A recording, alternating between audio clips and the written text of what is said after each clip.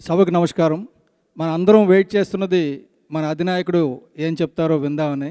ఈ సమయంలో నేను మాట్లాడడం బాగోదు, కానీ ఒక 2 విషయాలు మీకు చెప్పాలి. నేను వరల్డ్ వాటర్ డేని మార్చి 22వ తారీఖున నేను దుబాయ్లో ఉన్నప్పుడు డాక్టర్ రాజేంద్ర సింగ్ గారితో, అలాగే మన జలశక్తి మంత్రాలయ గజేంద్ర సింగ్ గారు వాళ్ళందరూ ఒక ప్రోగ్రాంలో ఉన్నప్పుడు కొంతమంది జన సైనికులు దుబాయ్లో ఉన్న వాళ్ళు వచ్చి రాజేంద్ర సింగ్ గారిని కలిసి, సార్ మాకు కొద్దిగా టైం ఇవ్వండి అని చెప్పి అడిగితే, ఆయన రాత్రి 9 గంటల వరకు కార్యక్రమాలు ఉన్నాయంటే 9 తర్వాత పర్వాలేదని 9 గంటల నుంచి 12 గంటల వరకు కేశాని త్రినాథ్ అని ఒక అతని ఇంట్లో ఏర్పాటు చేశారు మీటింగ్. అక్కడ రాజేంద్ర సింగ్ గారు పవన్ కళ్యాణ్ గారి గురించి చెప్పిన మాటలు నేను చెప్పాలి. నిజంగా అక్కడ జన సైనికులు ఎంత ఆశ్చర్యపోయారంటే, ఒక వ్యక్తి వరల్డ్ వాటర్ అంటే ప్రపంచం అంతా తిరిగి 120 దేశాల్లో ఆయన తిరుగుతూ వాటర్ గురించి సంబంధించిన అనేక సమస్యలను పరిష్కరిస్తున్న వ్యక్తి, మీరు అదృష్టవంతులు, మీకు ఒక పవన్ కళ్యాణ్ అనే నాయకుడు ఉన్నాడు, ఆయన ఒక రాజకీయ పార్టీ పెట్టాడు, నేను ఆయనతో స్వయంగా కలిసి గడిపాను కాబట్టి నేను చూస్తున్నాను, భారతదేశంలో ఇంకొక రాజకీయ నాయకుడు అటువంటి అతను లేరు అని నేను చెప్తున్నానని చెప్పి అది లైవ్లో వెళ్ళింది. అంటే అతను ఈ డేర్ టు సే దట్.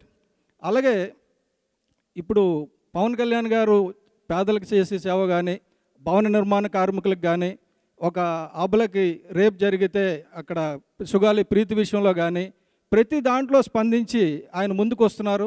ఈరోజు ఆయన ఇచ్చిన 5 కోట్లు ఇక్కడ ఉన్న ప్రతి ఒక్కరిలోనే స్ఫూర్తి నింపింది, నేను ఎంతో కొంత సాయం చేయాలని. ఆల్రెడీ ఇందాక సరోజ గారు నాకు ఒక మెసేజ్ పంపించారు, సార్ నేను 2 లక్షలు అనౌన్స్ చేస్తానని. అమ్మో మీరు అందరం ఇద్దాం, మనం ఇది కార్యక్రమం ఇప్పుడు ఇమీడియట్గా కాదు, తర్వాత మనం అందరం కలిసి రత్నం గారితో మాట్లాడి పార్టీకి పంపిద్దాం డబ్బులు అని చెప్పి చెప్పడం జరిగింది. ఇదేంటంటే ఒక స్ఫూర్తి తీసుకొచ్చి ఇచ్చారు ఆయన. ఇటువంటి స్ఫూర్తిదాత ఇంకొక మాట కూడా ఆయన చెప్పారు. అంటే ఈ మధ్యనే నేతాజీ గురించి ఆయన పుస్తకం గ్రంథావిష్కరణ చెప్పినప్పుడు, గ్రంథ సమీక్ష చేసినప్పుడు, ఒక నేతాజీ గారికి పవన్ కళ్యాణ్ గారికి ఉన్న ఒక ఈక్వేషన్ ఆయన చెప్పారు శాస్త్రి గారు. నేతాజీ గారు సాధారణ మహిళలను తీసుకొని సైనికురాళ్ళుగా తీర్చిదిద్దారు. ఒక ఝాన్సీ రాణి రెజిమెంట్ అని పెట్టారు. అందరూ చీరలు కట్టుకొని వచ్చారు మొదటి రోజు, వాళ్ళ దగ్గర యూనిఫామ్స్ కూడా లేవు. అటువంటి వాళ్ళని సైనికులుగా తీర్చిదిద్దారు. ఒక ఇండియన్ నేషనల్ ఆర్మీ అని, ఆజాద్ హింద్ ఫౌజ్ అని కూడా తయారు చేశారు. అలాగే పవన్ కళ్యాణ్ గారు జనసేన పీపుల్స్ ఆర్మీ అని పెట్టారు. అలాగే మహిళలందరినీ వీర మహిళలు అన్నారు. ఇక్కడ ప్రతి మహిళ నాకు తెలిసి ఒక ఆదిశక్తిగా తయారవుతుంది. ప్రతి ఒక్కరి చేతికి ఆయుధం ఇస్తానని చెప్పి ఈ మధ్యన RRR సినిమాలో చూశాను సార్. అలాగే ప్రతి ఒక్కరిని ఆయుధంగా తయారు చేస్తున్నారు. మీరు ఆయుధం ఇవ్వడం కాదు, ప్రతి ఒక్కరు కూడా ఒక ఆయుధంగా తయారు చేస్తున్నారు. మీకు ధన్యవాదాలు తెలుపుతున్నాను.